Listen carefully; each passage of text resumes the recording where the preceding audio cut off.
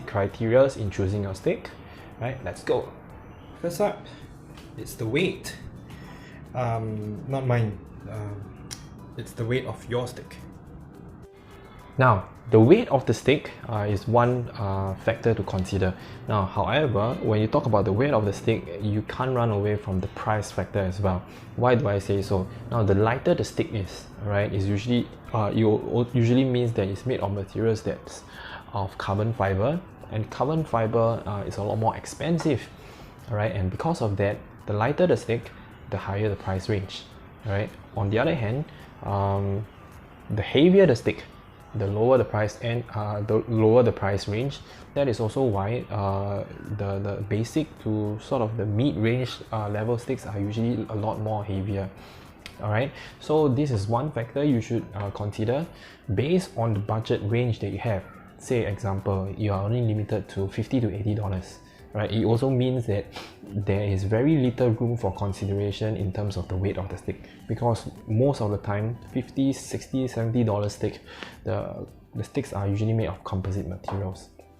Okay, but on the other hand, if let's say you have a larger range of budget, say $50 right up to $120, what happens is the range of sticks that falls under the $100 to $120 might comprises of some carbon fiber materials or a bit of a mixture of both, and therefore the feel of the stick is a lot more lighter and to a certain and also a lot more durable.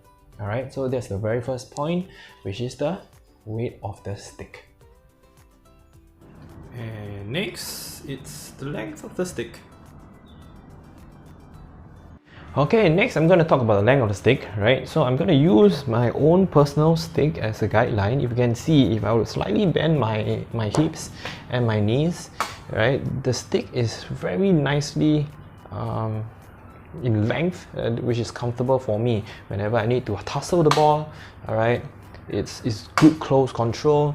Whenever I'm running and chasing the ball, it's not too short, it's not too long, and therefore the length of the stick is actually very important.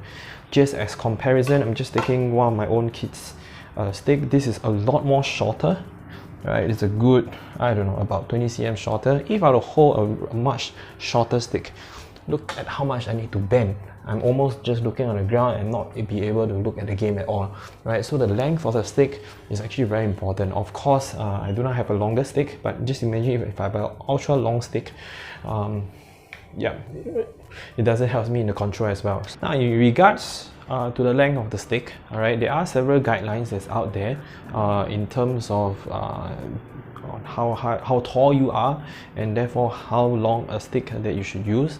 I will provide you a certain guidelines down at the description below. Do check it out. If not, I am about 168, 167 tall, right, and my stick shaft is 96 cm.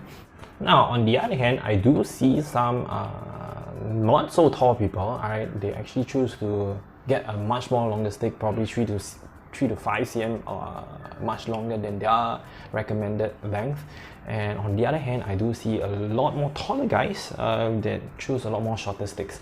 So these days, my recommended length would actually be use the length that is comfortable for you and is effective for you in the game.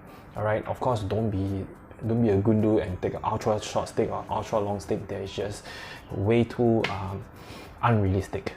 Okay, alright, and last up, it's the flex of the stick. Let me just show you over here. Alright, in terms of flex of the stick, alright, what does it mean? Every stick has a number that comes along with it. It comes with a range. Usually the more common range, it's like 26, 27, 28, 29. Right? The lower the number, the stiffer the stick.